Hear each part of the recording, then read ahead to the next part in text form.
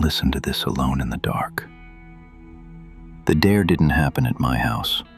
That's the part I keep thinking about now, because if it had, I might have paid more attention to what I felt at the time. We were hanging out earlier that night, killing time, lights on, music playing, nothing creepy about it.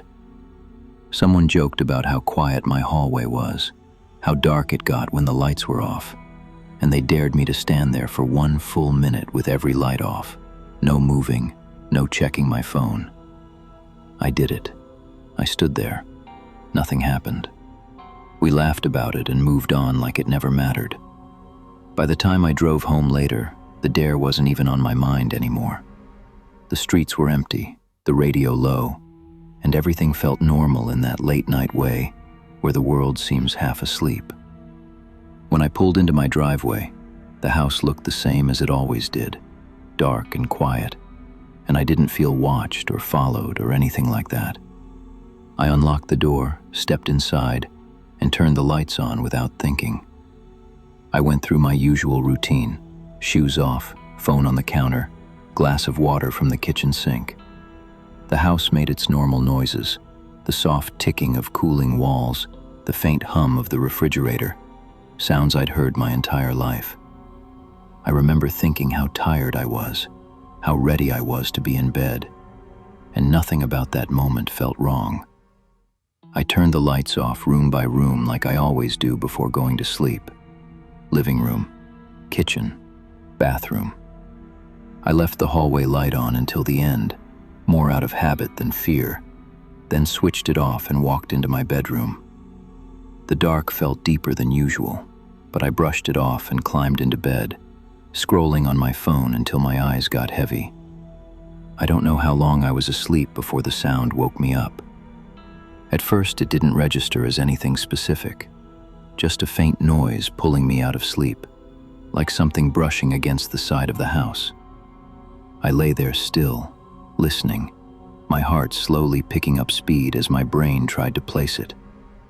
A few seconds passed, and I almost rolled over and ignored it, until I heard it again, clearer this time, tapping lightly against my bedroom window. I sat up, staring toward the sound, telling myself it was probably a branch or something outside shifting in the wind. The tapping stopped, and the silence stretched out long enough that my breathing started to slow again. I got out of bed and looked through the blinds, scanning the yard, the fence line, the dark shape of the trees beyond it. But there was nothing there at all. I went back to bed feeling stupid for reacting. I turned onto my side and closed my eyes, telling myself I was just tired and jumpy from the long night. Sleep came back slowly, heavy and uneven. The second time the tapping woke me up, I knew something was wrong immediately. It sounded the same, but closer, heavier somehow. And when I opened my eyes, I realized it wasn't coming from the window anymore. The sound came again, dull and hollow, and this time it was coming from inside the house, from the hallway. I sat up slowly, my chest tight, listening as the tapping repeated, one soft knock against the wall at the foot of my bed. My mouth went dry. I didn't move. I didn't reach for my phone. I just listened as the sound traveled, one tap, then another, shifting down the hallway like something was feeling its way along the walls. The noise stopped right outside my bedroom door, and the silence after it felt deliberate, like whatever was out there was waiting to see if I'd react. No. The word slipped out quietly before I could stop it, and the tapping stopped immediately. The air felt thick after that, heavy in my ears, and I realized I'd been holding my breath. I swung my legs out of bed and stood, my hand hovering over the light switch, trying to decide if seeing more would make this better or worse. I turned it on.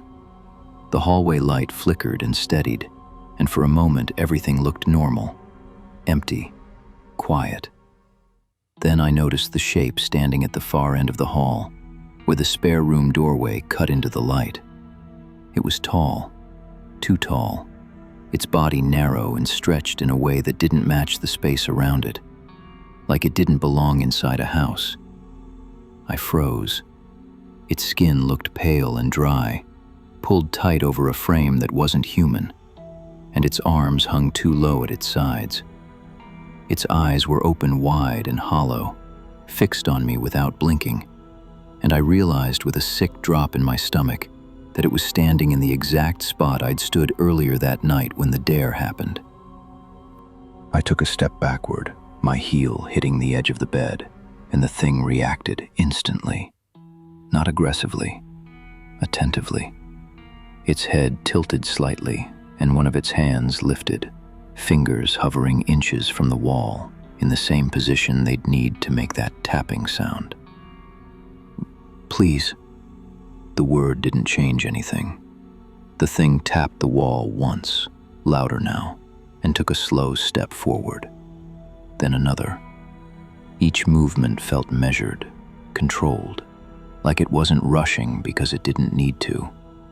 The hallway felt shorter with every step, the space shrinking as it filled it completely. It stopped in my doorway, blocking the light behind it. The room felt colder immediately, the air stale and wrong, and I understood then that nothing had happened during the dare because it hadn't been time yet. Standing still in the dark had been enough. Being noticed had been enough. If you're listening to this, be careful what you do when people dare you to stand still and wait, because some things don't show up right away. If you have a horror story of your own, please feel free to drop it in the comments section. You never know, the next story could be yours. Subscribe to The Vault so you don't miss what comes next.